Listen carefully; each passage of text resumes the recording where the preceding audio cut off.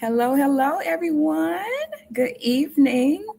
We are very excited to bring segment 3 to you of our Little Leaders Career Exploration Series. My name is Dr. Nikki Anthony.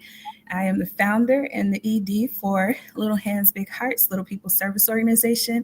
And I'm so excited that we are able to continue this series that we started. We started in the pandemic, and it is helping families to kind of weed out and understand what their student, what their child loves, what they dislike, to help prepare for their best future. So I'm excited that we get to continue doing this. We have a great segment planned tonight. I have a wonderful co-host and a second co-host that's with me tonight, in addition to some wonderful guests. And then I have a special word from one of the guests who was originally supposed to be a part, but duty called. So I'll share that with everyone shortly. As we prepare, I want to introduce my co-host, my first co-host, and that is Eli. And Eli is going to tell us what grade he's in. He's going to tell us how old he is. And then he's going to, with his big brother, read our mission statement. Eli, you ready? All right. Eli, can you tell everybody hi? Hi. Can you tell everybody how old you are? I'm 5.5. Oh, wow. Throw that half in there. I know that's right. So we got 5.5-year-old Eli. What grade are you in? I'm in kindergarten. Yes, he's a big kindergartner, and he is kicking butt in kindergarten. All E's and S's. Let's go, Eli. That's big Eli, not the little one. So we got Eli. Hey. All right. John, can you read our mission statement for me?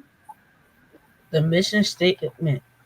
The mission of Little Hands, Big Hearts, Little People Service Organization is to develop little people into servants, leaders who think beyond themselves for the greater good, thoughts explicit, and intentional opportunities for character development, selfless service to others, and community-based volunteering.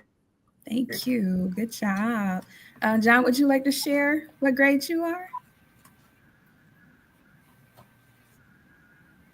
I'm in 6th grade, Yes. middle school. John was actually my very first co-host on our very first segment 4 years and a couple of months ago. So he has grown up, and he is kicking butt in middle school, a student. Let's go, because that's what we do over here. All right, so we'll continue. I have some wonderful guests, and I would like for them to introduce themselves. We have Troy Williams, who is joining us, and he'll tell you all about his accolades. When I say he has a laundry list of credentials and licensures and certifications and all of that, and he is sitting here righteously, y'all.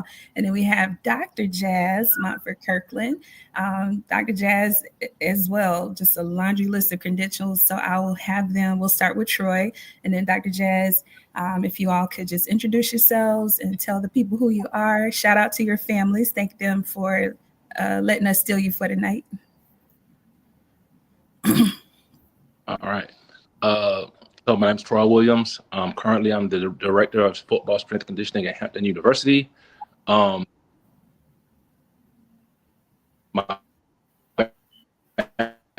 background is football and recreation, and my second one is health and PE.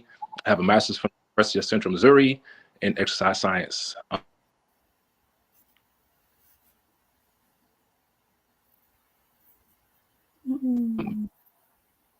From been at Syracuse University, University of Minnesota, University of Arizona, and a bunch of smaller schools. Yeah, I'm just excited to be here. My credentials, I am strength and conditioning coach certified through the CSCCA.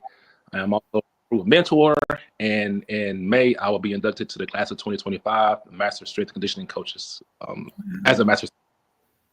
I'm a certified strength and conditioning specialist and a registered strength conditioning coach with distinction through the National Strength and Conditioning Coaches Association. Level 1 weightlifting coach through USA Weightlifting. I am have my level 1 functional movement screen certified and wide balance test certified through Functional Movement Systems, and I have my reflexive performance reset certification. So been doing this a long time, a lot of letters behind my name, but that's just I'm passionate about what I do. And so if you're going to learn about it, might as well get the certification that goes with it. Mm-hmm. Awesome. So some of that we didn't catch. I think it was an internet connection, but we'll get back to it. So just keep all those letters in your back pocket because I might ask you about them again. Okay. All right, Dr. Jazz, go ahead. Hi, good evening. Jasmine Montford Kirkland. I graduated from Florida A&M University in 2011. I received my bachelor's in health science with a concentration in pre-physical therapy. I went on to earn my doctorate degree from the University of St. Augustine School of Health Science in 2018.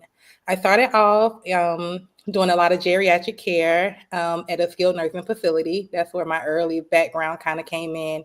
And lately, over the last, I would say 2 to 3 years, I've been doing orthopedics. So I do a lot of post-op care, ACL repair, Achilles repair, rehab. A lot of it is joint replacements, total knee, total shoulder, total hip. So I see a lot of patients post-op having, any type of orthopedic injury or replacement. Okay, thank you. So that is our lineup for tonight. And we'll just jump into our questions. I'm going to let Eli ask his first question. John, can you get him ready? We're going to take him off of mute. Right. Eli, what's your first question for our guest tonight? What was your favorite subject in school? What was your favorite subject in school? Great question. Favorite subjects? For me, I always loved the human body. Biology. I love biology. I always gravitated to the sciences. Mhm. And then as I got into high school, college, absolutely it was anatomy. Anatomy and physiology, which is pretty much the foundation of my career. So absolutely biology, anatomy, physiology, my favorite subjects, hands down. Awesome. Well, yeah, I agree. Same subjects. I mean, with the foundation of what I do, human anatomy and physiology, biomechanics, and then I'm a nerd too, so I love astronomy and I love history. Wow. So it sounds like a lot of, like y'all said, science. What about math? How much math is involved in what you all have pursued separately? Well, with me, it's more science is becoming more of a thing, so you're getting more and more math-based things in that nature. But it's just still in its infancy, so it will be play more of a role going forward as sports science becomes more popular. Gotcha. The same. Day to day, it's not a lot of mathematics involved, but if you go into the research field where you're doing more research for prevention and to kind of know different pathologies and things at a deeper root, then you start to deal with a lot of numbers. But for day to day, not a lot of mathematics involved. Gotcha. Okay. So what were some of the hobbies that you all engaged in as children that kind of led you into the path that you took in sports fitness, sports science, body science, however you want to call it? Ladies first. All right. Cool. So I was a cheerleader. I cheered with Pop One and cheerleading from like the time I was 5 years old. And interesting enough, I was at cheerleading competition when I landed wrong and I tore my ACL at cheerleading competition. So from tearing my ACL, having reconstruction surgery, and then going to physical therapy for recovery, that's what exposed me to the field of physical therapy. But yeah, a big time cheerleader, also did a little bit of band dancing as well. Okay. Me, I've been playing sports all my life. then, I just always play sports. Got a twin brother, so I always had someone to play with, compete against. Mhm. Older I got, started learning that I could make this a profession. And so seeing how it's worked for me and the teams that I played on before, it just solidified what I wanted to do. Awesome. So I said that I was going to share this, and I just remembered Coach Graham, Coach David Graham. He's an assistant coach in basketball for a men's team, I believe in South Florida. And he had a schedule conflict that came up.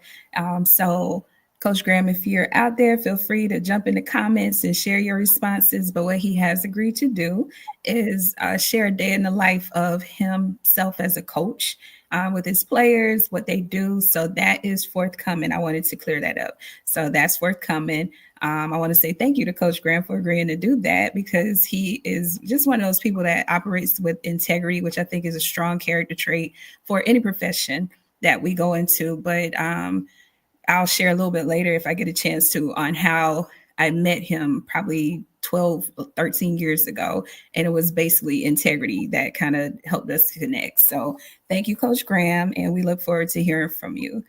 All right. So we'll jump into the second question. What skills do you think is important for parents to look for and identify in their children if they are showing proclivities towards sports, body science, sports fitness, all of that? What skills do you think are important? I would say if your child is pretty much athletic, that's always like they have an interest in the body, mechanics, things like that. But even if they're not athletic, if they're showing skills as if like they're caring, they're people, they have those leadership skills, a kid get hurt from the playground, they're the one that kind of want to go help out. I think those are a lot of the telltale signs, because in healthcare, we're service-based. We do a lot of helping others. So if you start to notice those characteristics and traits in your children, that may be something that could kind of signify that they may be well fit and rounded to go into the healthcare field. I love that. Thank you. No, I 100% with what you just said. With strength conditioning, it's more so that's something you as a part of what you do for your sport. And so what I typically do, I find the athletes that that want to know more, and kind of take them on intern for me, and then I point them, now, hey, this is a profession, this is kind of how you can get there. I've had probably 6 of my former athletes that are now strength coaches because of the mentorship and the understanding of the human body and how it works and stuff like that. So, yeah. I love that. So you kind of, Troy, kind of leaned into something that we, I guess, dance around every segment, the power and the influence of having a mentor.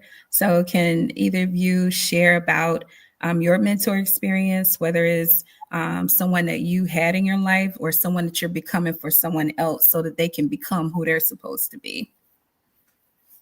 Absolutely. Now, I will say that's one thing I do admire about what you're doing, because when I was pursuing my career my journey to be a physical therapist, I didn't have a lot of people that I knew that was in the field. I didn't have a lot of the resources or the exposure. So I think this is awesome to kind of get that out here young. But I would say as I began to go into like grad school, I did start to meet others and have a mentor to kind of pretty much guide me, show me the ropes on a lot of things. And then now I do a lot of mentorship. I do observation for students that are interested in the PT field. I have a student that'll be coming soon who's a high school senior, and she's interested in becoming a physical therapist. So she'll be tagging along with me for a little bit, showing her the ropes just to see if it's something that she truly wants to do. So I think it's awesome. I love that. So they're getting that practical exposure at an early age, which is something that we will be moving towards in the coming months, being able to see hands-on firsthand what certain professions look like in real time. So showing up, in the afternoon after school to see what it is that Dr. Jazz does. How does she greet patients, clients, whatever you call them. And yeah, we'll go from that. So thank you for sharing that. Troy, how about you? Man, I had some wonderful mentors. Mike Booth, Milan Turner, Sean Edinger, like those guys, man, took me under their wing. And got me to understand it was more than just lifting weights. There's a method.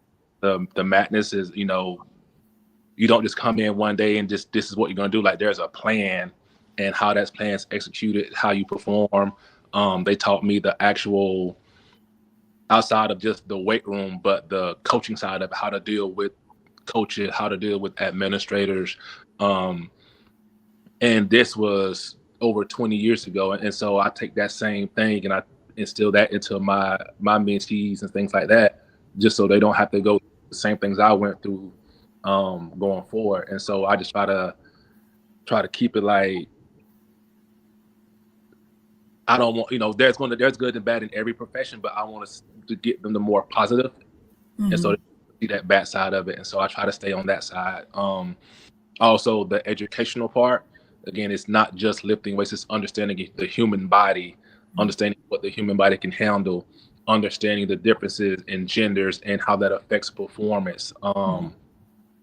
It's a lot. There's different methods of training that work, and understanding like your athletes aren't going to respond to everything you do, but if you understand the human body, then you can understand how to change that up for them, and that'll make you a more effective coach. That's awesome. So Eli, you want to jump in with your second question? We'll let Eli ask his next question. Eli, what's your next question?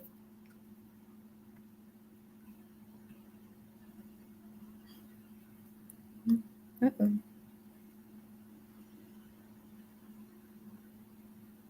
Looks like we haven't. There we go. Eli?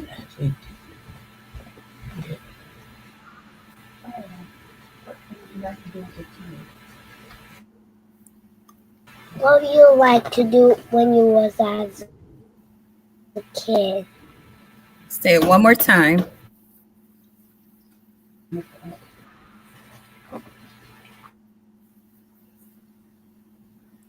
I think it was, what did you like to do as a kid? I think that's what he said. John, what was his question? Okay, that's okay. We'll keep it going.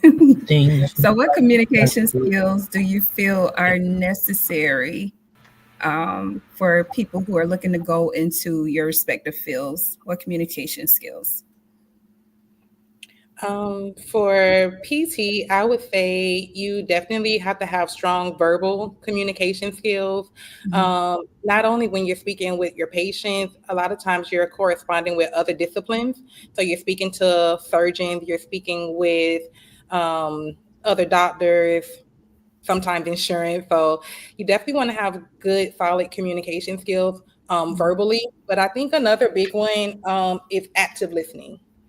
A lot of times, sometimes you can get caught up in like just the treatment on what you want for a person, but you also have to listen to what they want, the goals that they have, what they would like to get back to, and know how to plan your plan of care and your quality of treatment based on what they actually want, So I would definitely say strong verbal communication skills, but also you have to be able to be a great listener. That's awesome. So great listening. And that starts now, parents. So if your little sweetheart is having difficulty in the classroom with sitting attentively and paying attention and focus, now's the time to start building that capacity if they want to go into this field. And that's any field, really. Like start learning now. We don't expect them to always sit still.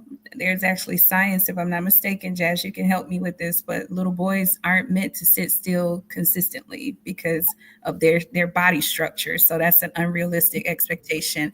But what is realistic is that they know how to listen, they know how to pay attention, and not sustain that attention for too long, but definitely they got to build capacity for it.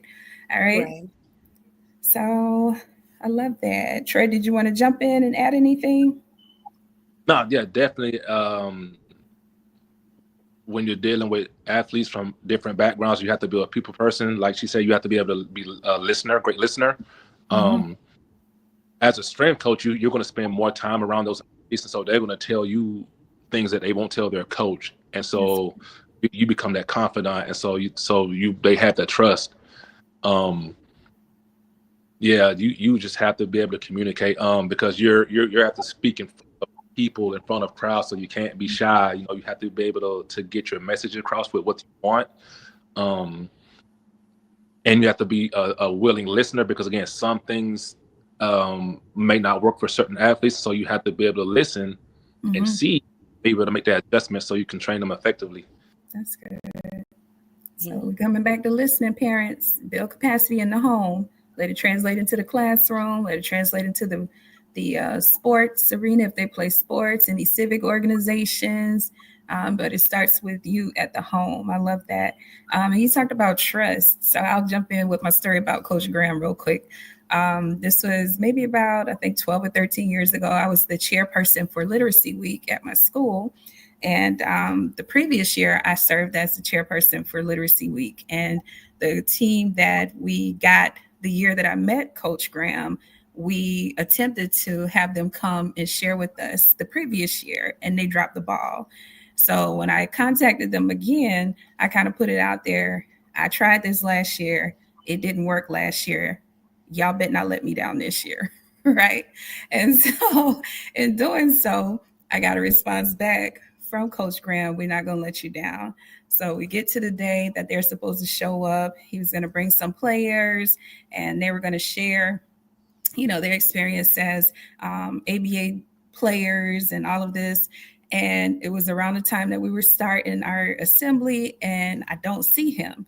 And so I'm like, oh, I'm finna cut up. Like, I'm about to cut up for real. I'm getting real ignorant, right? And I get a call, and they're like, Miss Anthony, were you expecting people? I'm like, yeah, I was expecting people. Okay, well, we have a group of men that are trying to get over the fence because they say they're supposed to be here. They're supposed to be here for the conference. I mean, not the conference, but our assembly. And I was like, yeah, that sounds like my people. And they said, okay, well, we're going to bring them to the front door because they weren't sure how to get into, but they have been here trying to get into the school. And so that was my first meeting with Coach Graham, and they just really, stole the show with our kids, sharing about their experiences. And ever since then, he's just been someone I really admire from a distance because of the work that he does. But that integrity, that ability to trust, like he built trust then, and I still trust him now. So, when he shared, he was like, please forgive me, blah, blah, blah. But this is what happened, duty calls. So thank you, Coach Graham, again. Y'all will hear from him later, but that's my Coach Graham story. All right. So definitely trust. And I guess we can kind of lean into character traits that we need to see in our profession. In addition to trust, what are some things that you think is important for not just communication skills, but their character? How should their character be developed to be a DPT or a head director for strength and conditioning, coach, all of that? And we start with you, Jazz. Yeah, I would definitely say, trust is probably the biggest one. Having a strong integrity, being respectful. And I think a big one as far as PT goes, and probably in all healthcare, is just having that compassion and empathy for people, and grace. A lot of times we're seeing people, let's say if it was an athlete and they just had ACL tear, rotator cuff, you're like, so now you're seeing people when they're probably at one of the lowest points of their life, very, vulnerable, discouraged and things like that, or, knee replacement, hip replacement, they can't get up and go and be independent like they normally are.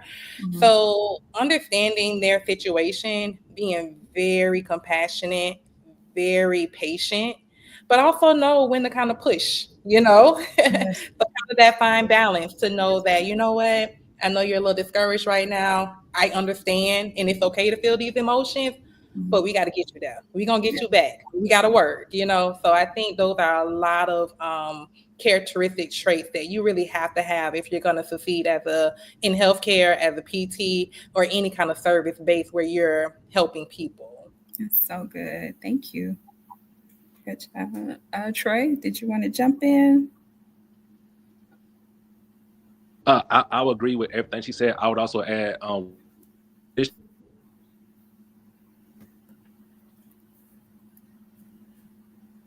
think you might have froze. how about, is it okay? We hear you now. Okay. No, you have to be genuine. You have to be yourself. You can't be someone else.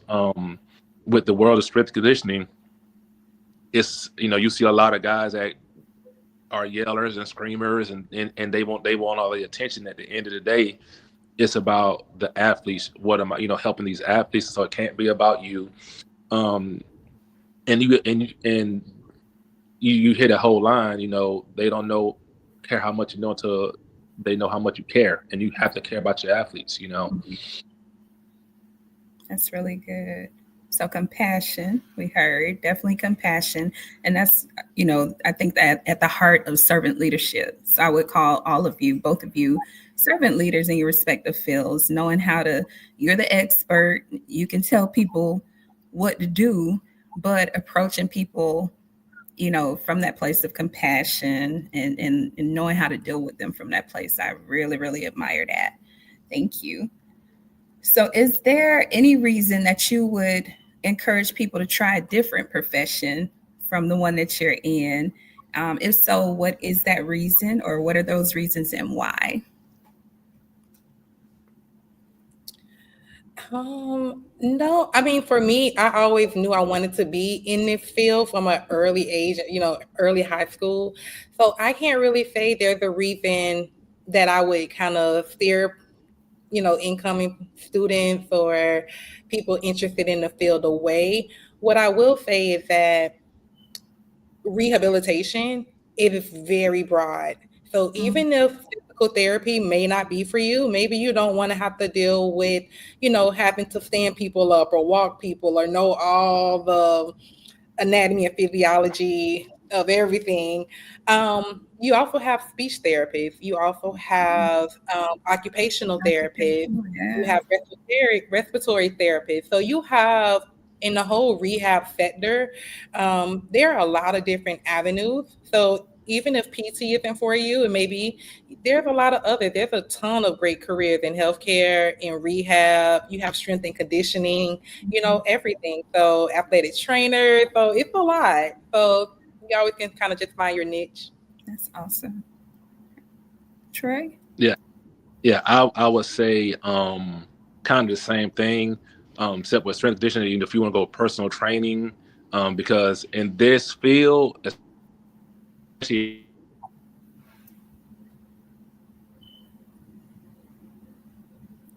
I got stuck again.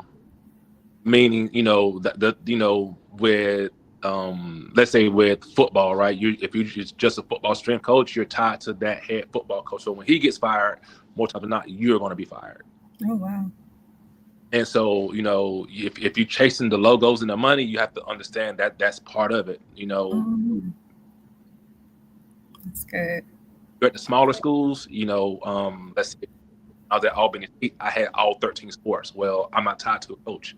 So when they leave, you're safe. But the trade-off is you're not going to make as much as you would at higher level. So there's understanding what you're getting into. It looks good being at those bigger schools, but you have to understand at the drop of a dime, you could be gone. And being candid, that's happened a couple times, with me. When you're at that level, when they fire the coach, you're out with them. Good job. Thank you. So being able to kind of go with the flow also, that sounds like a big part of it also. Being able to pivot if things happen when life happens. All right. So let's talk about education. What are some of the educational requirements, the certifications, the trainings that you have completed, that you want to complete even? Because in both arenas, I know there's probably ongoing certifications so that you can stay current with practices and all of that. So, Jazz, can you talk about education and training certification? Absolutely. So for physical therapy, it is now a mandatory doctorate. So if you're looking to be a physical therapist, I think that might have changed maybe in about 2008 or Mhm. sometime.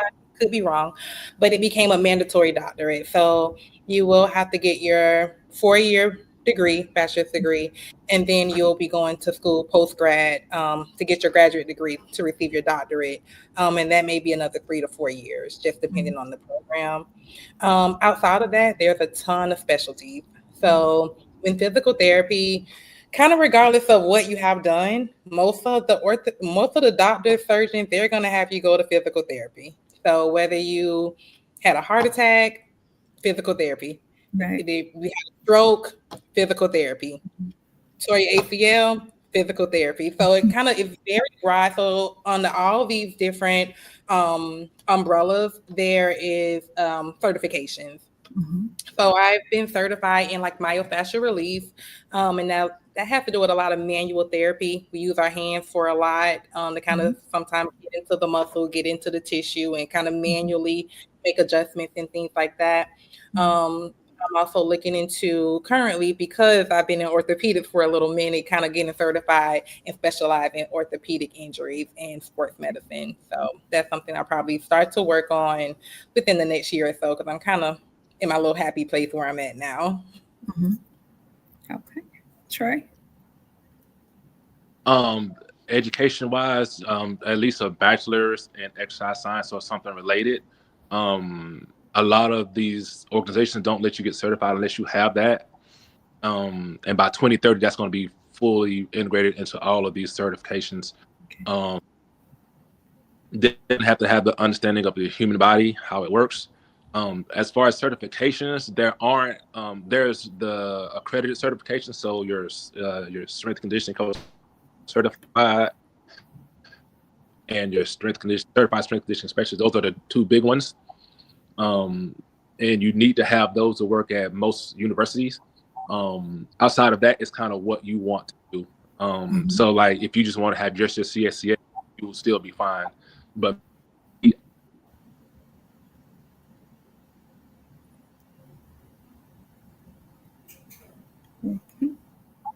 then from CEU, yeah, it's a lot. You have to stay current with the trends and things like that. And most of them are 3-year cycles, so you have to have a lot of that stuff done within those 3 years. Okay. And CEUs are continuing education for anybody who didn't know. So you can explain that to your baby that you never stop learning in these fields. You never stop learning. And that is because we want to have people be proficient that are working with our bodies. You know, if a doctor, you know, a PT is still working on what she learned 5 years ago, and there's updated technology, there's updated practices and strategies and, you know, ways to help people heal, and she's still doing stuff the same way she did it when she first learned, that's not going to help. So that's why we continue learning and growing and becoming better at our craft and our skills. So if you don't have a heart, if you're a little person at home, you know, maybe stress this to your child, if you don't have a heart to continue learning and growing and developing, then this probably is not the field. Either of these fields are not the field for your child, because it's always going to be learning required. All right. So we have a few more questions. We talked about mentors.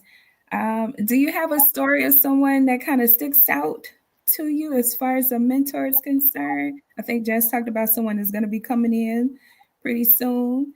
Troy talked about some mentors that he had. I believe you said like 6 people that you had. So is there anyone that sticks out to you? And if you could tell them thank you, what would it be for? How did they support you?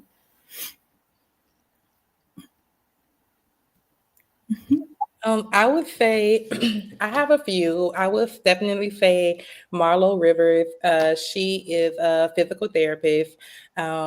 I would ask her questions all the time, like, "Hey, they have this certification right now. Is it needed? You think it's good?" And she'll give me a lot of feedback. And I think she was probably the first African American female therapist that I met. Wow. And she's been a really good help. I will also say throughout my journey, I had a lot of clinical instructors. So in order to be a therapist, you have to go through different internships and observational hours and things like that. I was, I guess, lucky. I had 3 great clinical instructors that kind of guided me along the way. One of my mentees, should I say, I just did her recommendation letter, signed off on her hours. She just got into DPT program, so I'm extremely excited for her. So she's actually a PTA right now, and she's actually transitioning over to a DPT, and she's one of my coworkers. So I supervise her now, but she's actually going to be my colleague in a couple years. So PTA, for everybody who's listening, is physical therapist assistant. So, all right, Troy, anywhere you want to highlight? Man, I said if I had to just pick one, it would be Sean Ettinger. Still one of my best friends to this day. Even though I've been doing this a long time, I still sometimes find myself questioning myself, and I'll call him.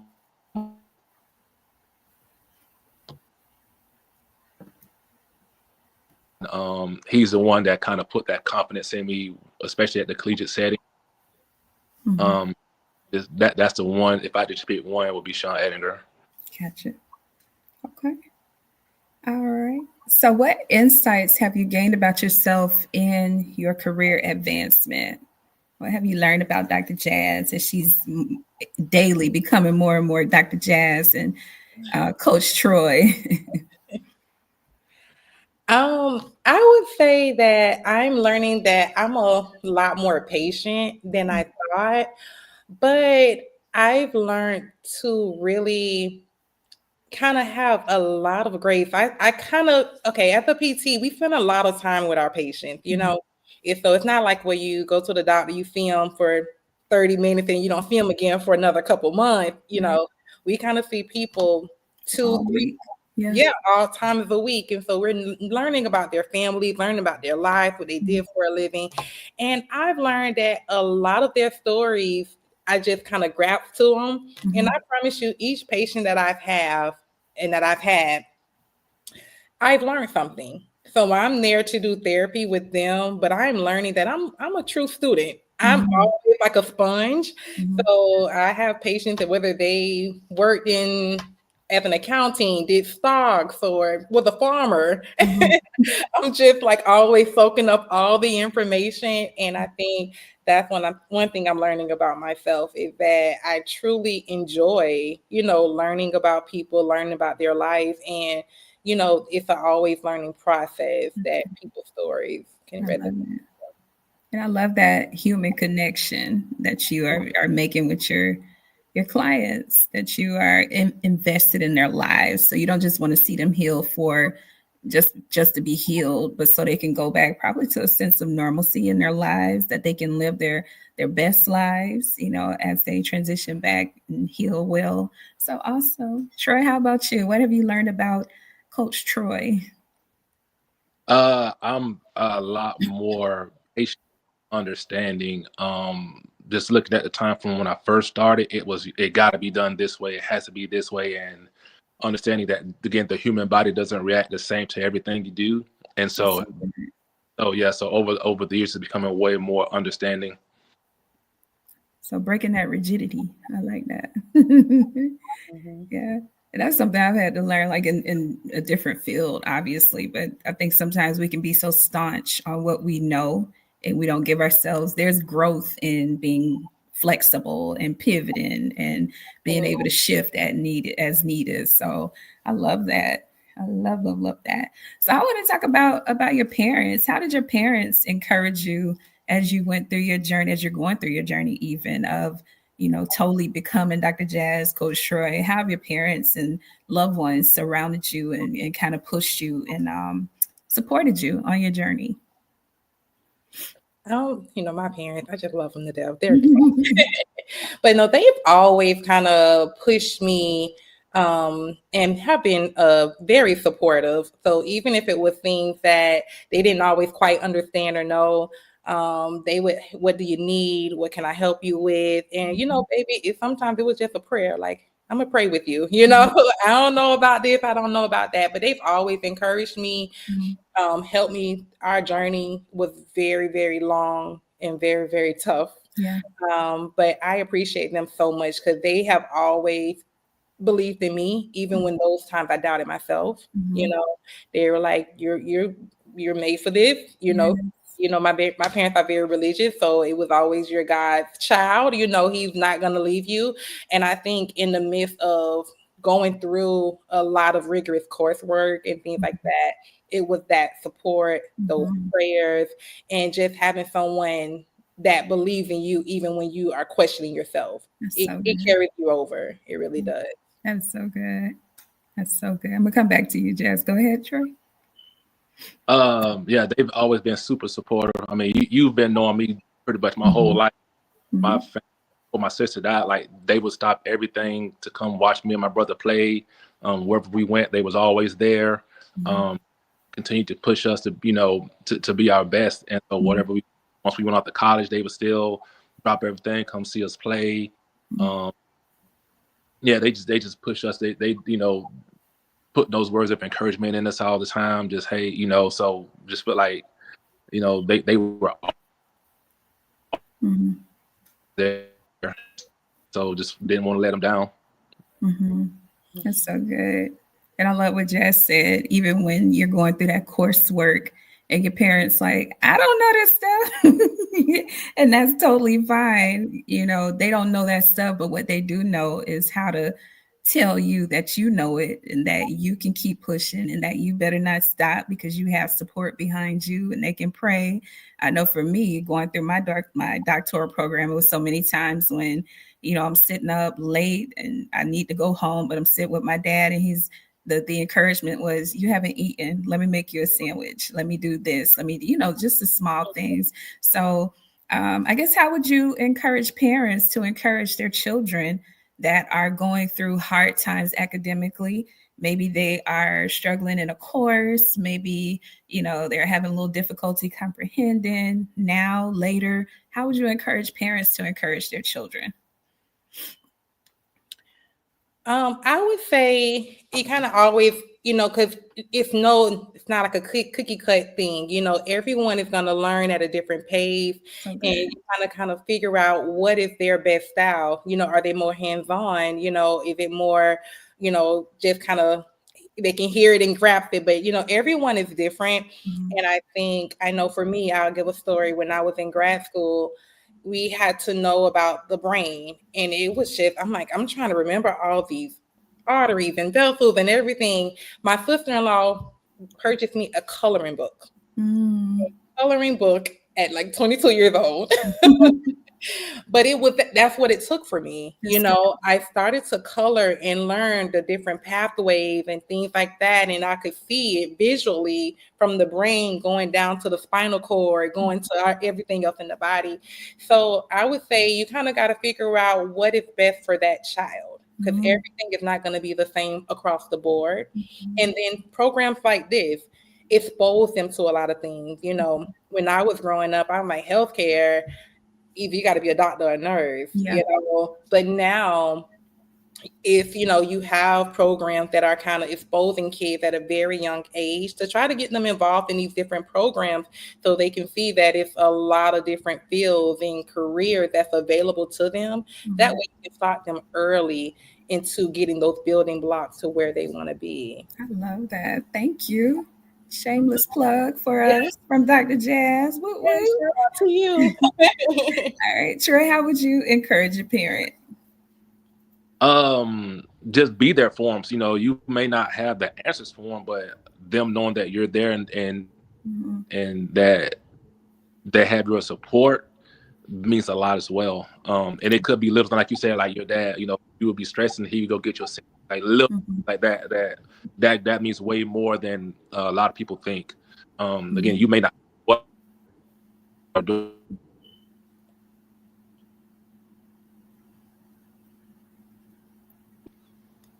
Okay, froze, Troy. How about now? Okay, go ahead. Yeah, what was the last part you heard? Um, my dad gave me a sandwich. It may be like the little things, like they may not know what to do with as far as Mhm. Okay, froze again. It's okay. I'm gonna keep on moving. But y'all heard the first part. Just being there is the biggest thing. Being there and being that listening ear. A lot of times, you might not understand the word, but sometimes it's just easy to get it out. All I need is just someone to listen to me cry, listen to my fears, and once we settle that, then I can keep it moving. But I want to just hit on something that Dr. Jazz shared. She said, learn how they learn. And I am just a proponent of knowing your child's intelligence. There are multiple intelligences by which we learn and how we take in information from the world. There are different methods that we learn by: visual, auditory, kinetic, and tactile. There's different modalities of learning. That's what they're called. So know how your child learns best and know how to advocate for that child in the classroom. If you know your child is a hands-on learner, then be able to share that with the teacher and ask the teacher to help that child using their hands. If you know that your child is an auditory learner, but they do well to have it paired with something visual, then ask for graphic organizers. You as a parent, be the advocate for your child now, or in their young age. And as they grow older, they learn how to do that for themselves. When they get to college, when they are sitting in classes and you're not there anymore, in a trade school, a tech school, wherever they decide to go, they know how to ask for those same kind of supports. And it's not something that they become scared or intimidated by or ashamed of, because this is just how I learn best. So parents, I just would encourage you, just like Jess said, learn how your child learns. If you're going to be an advocate, be an advocate all the way in the classroom, starting at Eli's age, going on up through the end of 12th grade and beyond if you need to. But be that advocate, be that support. So I think we have come to the end of all of our questions. I think we answered some questions inadvertently. Eli and John, your mom said, "Go, Eli. Good job. You're doing so well." And let's see. Eli, you want to tell your mommy hi? Your dad hi? Can you hear me? Can you tell him Yes, hi? ma'am. You gonna tell him hi? Thank Oh, you're welcome. Good job. All right. So we have come to the end of our segment. I want to say thank you to everyone for tuning in. Please make sure you share this. Share with your circles if you know anyone that has a child that's interested in either of these fields. And then we're going to get our day in the life of from Coach Graham. If you know anyone that's interested in his field as well, share this with them. And just like Jazz said, we do this for children. I don't need any more degrees. Like Jazz doesn't need any more degrees. Troy, you may want one, but you got plenty of certifications behind your name already. This is really my heart, to make sure that children are prepared for their best future. Like, that's hands down why I do everything that I do organizationally, to make sure that your child is prepared for the best future and that they become a contributing member of society in their older age. So feel free to share this. Join us. We have Serve Day next month. Tomorrow, we'll be heading to Wild Adventures for some kids that have crushed their goals this year. They're doing excellently academically, behaviorally in the classroom. You got 2 right here. So we'll be heading to Wild Adventures to celebrate that, because we set goals and we meet goals in this organization. They have met their goals for serving as well. They serve very well in our community and getting their community service hours. So I'm very proud of them. And I just want to celebrate them, to show them that it does pay off to be a servant leader. It does pay off to love people and treat people with kindness and dignity and respect. So we'll be doing that. I want to say happy holidays, Merry Christmas to everyone. If you celebrate Christmas, Happy New Year.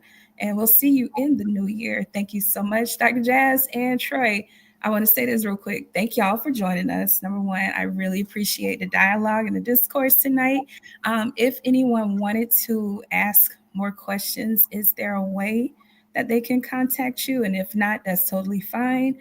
But I can throw it in the chat if there's anything that you would like to share as far as the email or social media page. You can find me on Facebook, Jasmine Kirkland.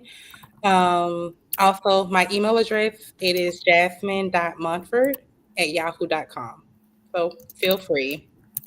Okay, you said jasmine.montford@yahoo. Okay.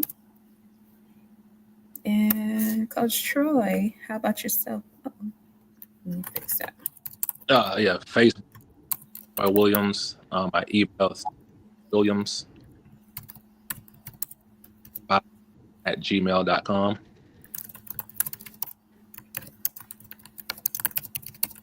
All right. You said Facebook is Troy Williams, and what else was it?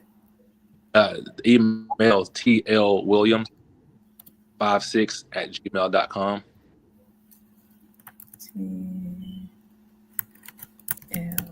Williams 56, TL Williams 56 Yes. at gmail.com.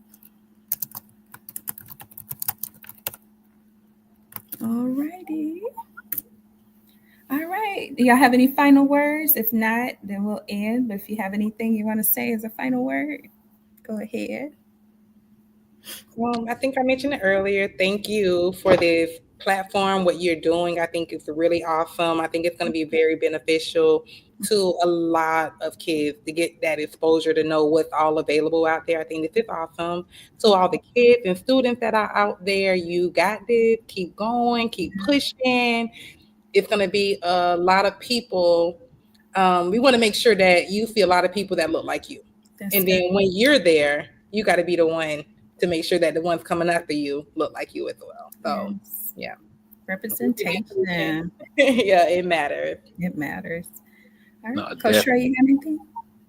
No, I just want to thank you for allowing me to share this platform with you.